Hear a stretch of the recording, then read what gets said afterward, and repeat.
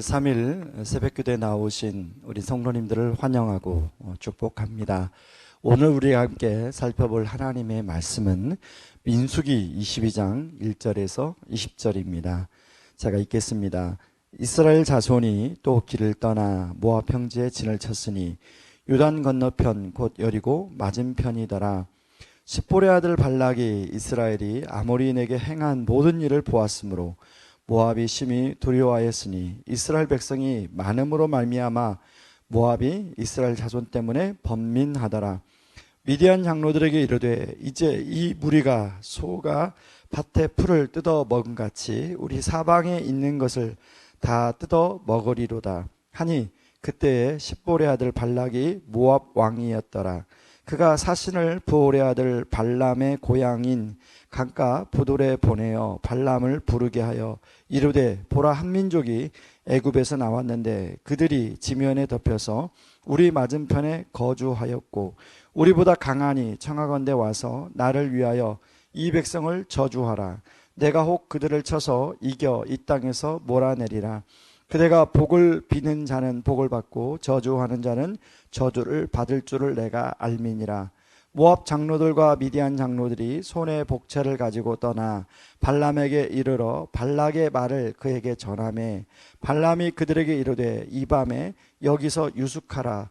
여호와께서 내게 이르시는 대로 너희에게 대답하리라. 모압 귀족들이 발람에게서 유숙하니라. 하나님이 발람에게 임하여 말씀하시되 너와 함께 있는 이 사람들이 누구냐? 발람이 하나님께 아뢰되 모압 왕 십볼락의 아들 발락이 내게 보낸 자들이니라. 이르기를 보라, 애굽에서 나온 민족이 지면에 덮였으니 이제 와서 나를 위하여 그들을 저주하라. 내가 혹 그들을 쳐서 몰아낼 수 있으리라 하나이다. 하나님이 밀백에 이르시되 너는 그들과 함께 가지도 말고 그 백성을 저주하지도 말라. 그들은 복을 받은 자들이니라. 발람이 아침에 일어나서 발락의 귀족들에게 이르되 너희는 너희의 땅으로 돌아가라.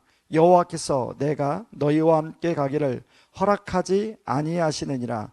모압 귀족들이 일어나 발락에게로 가서 전하되 발람이 우리와 함께 오기를 거절하더이다. 발락이 다시 그들보다 더 높은 고관들을 더 많이 보내매 그들이 발람에게로 나아가서 그에게 이르되 십볼의 아들 발락의 말씀에 청하건대 아무것에도 꺼리끼지 말고 내게로 오라. 내가 그대를 높여 크게 존귀하게 하고 그대가 내게 말하는 것은 무엇이든지 시행하리니 청하건대 와서 나를 위하여 이 백성을 저주하라 하시더이다.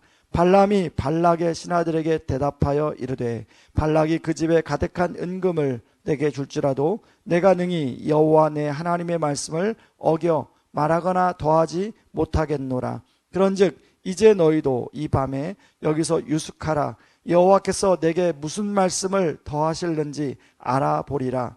밤에 하나님이 발람에게 임하여 이르시되 그 사람들이 너를 부르러 왔거든 일어나 함께 가라. 그러나 내가 내게 이르는 말만 준행할지니라. 아멘. 이스라엘 백성은 바산한 옥과 아모리 왕 시온과 싸워 대승을 하게 됩니다. 그리고 모압 평지에 도착했습니다. 당연히 이 소식이 모압 왕 발락에게 전해졌어요. 모압 왕 발락은 이스라엘 백성들을 이야기를 듣고 두려워했습니다. 그래서 그는 어떻게 하면 이스라엘을 잘 물리칠 수 있을까를 고민했습니다. 그는 고민하는 끝에 그 당시에 유명한 점술가이자 예언자였던 발람에게 저주를 요청해야겠다고 생각합니다. 그래서 그는 발람에게 사람을 보내어 요청을 합니다. 와서 이스라엘 백성을 저주해 주십시오. 그 당시에는 예언자들의 저주가 전술적인 무기 중에 하나로 인식이 되었습니다.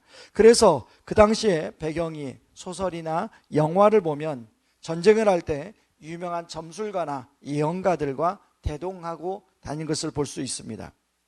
발람은 처음에 발락이 보낸 사람의 요청을 듣고 하루 유숙하면 하나님께 물어보고 알려주겠다고 말합니다. 하나님은 발람에게 당연히 가지 말라고 하죠. 그래서 발람 역시 발락이 보낸 사신들에게 갈 수 없다고 거절합니다. 그러자 발락은 다시 더 높은 관료들을 발람에게 보냅니다. 더 높은 관료들은 가서 10절절에 나온 것처럼 발람에게 그대를 높여 더 크게 존귀하게 하고 내게 말하는 것은 무엇이든지 시행하겠다는 말을 하게 됩니다. 그러자 발람은 하나님께 한 번만 더 물어보겠다고 하룻밤 유숙하라고 말합니다. 그리고 하나님은 다시금 발람에게 따라가라고 말하고 다만 내게 이르는 말만 준행하라고 말합니다. 여기까지가 오늘 본문의 내용입니다. 저는 두 가지를 좀 생각해 보려고 합니다. 첫 번째로는 발람은 왜 두 번째 단호하게 거절하지 못했을까 하는 것입니다. 너는 첫 번째 분명히 하나님께서 발람에게 너는 그들과 함께 가지 말라, 그 백성을 저주하지도 말라, 그들은 복을 받은 백성이다 라고 말을 했습니다. 그러나 발락이 보낸 두 번째 더 높은 관료들이 더 좋은 조건을 제시하자 발람의 마음이 흔들렸음을 알 수 있습니다. 그래서 하룻밤 더 유숙해라, 하나님이 무슨 말씀을 더 하실지 알아보겠다고 이야기합니다. 언뜻 보기에는 이런 발람의 모습이 신중하다고 볼 수 있습니다. 그러나 발람이 이렇게 말한 것은 바로 그 더 좋은 조건에 마음이 흔들렸기 때문입니다. 어떻게 그렇게 말할 수 있는가 하냐면요, 그 근거가 나옵니다. 베드로후서 2장 15절에 보면 이렇게 나옵니다. 그들이 바른 길을 떠나 미혹되어 부올의 아들 발람의 길을 따르는도다. 그는 불의의 싹을 사랑하다가. 그리고 유다서 1장 11절에 보면 이렇게 나옵니다. 화 있을진저 이 사람들이여 가인의 길에 행하였으며 싹을 위하여 발람의 어그러진 길로 몰려갔으며 고라의 패역을 따라 멸망을 받았도다 라고 이야기합니다. 결국 이런 발람은 이스라엘 백성들이 가나안 땅을 점령할 때 죽임을 당하게 됩니다. 여호수아 13장 22절에서는 이스라엘 자손이 그들을 살육하는 중에 부올의 아들 점술가 발람도 칼날로 죽였다고 나옵니다. 이것이 우리에게 주는 교훈은 무엇입니까? 바로 하나님 말씀에 순종하는 것보다 외적인 조건에 더 흔들리면 안 된다는 것을 보여주고 있습니다. 그러나 우리의 실제의 모습은 어떻습니까? 어떤 선택을 할 때 하나님의 뜻을 구하기보다는 더 나은 연봉, 더 인간적인 어떤 대우, 그리고 인간적으로 생각하는 비전을 고려할 때가 많이 있습니다. 이사할 때도 마찬가지죠. 어느 곳에 이사를 할까를 하나님께 구하기보다는 교육 여건이 좋고 교통이 좋고 집값이 오를 만한 곳이 먼저 고려될 때가 있다는 것입니다. 우리 역시 발람의 길을 걸을 때가 있다는 것이죠. 사실 우리도 발람처럼 생각할 때가 많이 있습니다. 그러나 만약 이런 것보다 하나님의 음성에 순종한다면 당장은 그것이 여러분에게 유익이 되겠지만 길게 보면 하나님께 순종하는 것이 더 유익이 될 줄 믿습니다. 그런가 하면 두 번째요, 만약 발람이 온전히 순종했다면 어떻게 되었을까 하는 것입니다. 아마 발람의 삶이 달라지고 발람에 대한 하나님의 평가도 달라졌겠죠. 이것을 어떻게 할 수 있냐면 여러분 모세의 장인 이드로 또는 호밥이라고 이름이 두 번 나오는데요, 이 이드로는 미디안 사람으로 이방의 온이라는 신의 제사장이었습니다.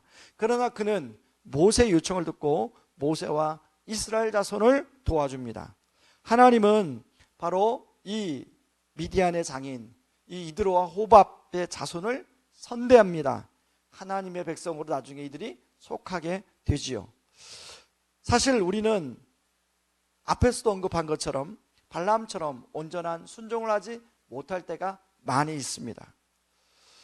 그런데 여러분, 우리가 이렇게 우리의 외적인 조건에 자주 흔들리는 우리를 위해서 예수님은 이런 조건에 전혀 흔들리지 아니하고 하나님 말씀에 온전한 순종을 하시고 그분의 의로움을 우리에게 덧입혀 주셨습니다. 우리에게 성령을 주시어 온전히 순종할 수 있도록 도와주십니다. 그래서 로마서 8장 11절에는 이렇게 나옵니다. 예수를 죽은 자 가운데서 살리신 이의 영이 너희 안에 거하시면 그리스도 예수를 죽은 자 가운데서 살리신 이가 너희 안에 거하시는 그의 영으로 말미암아 너의 죽을 몸도 살리시리라. 아멘.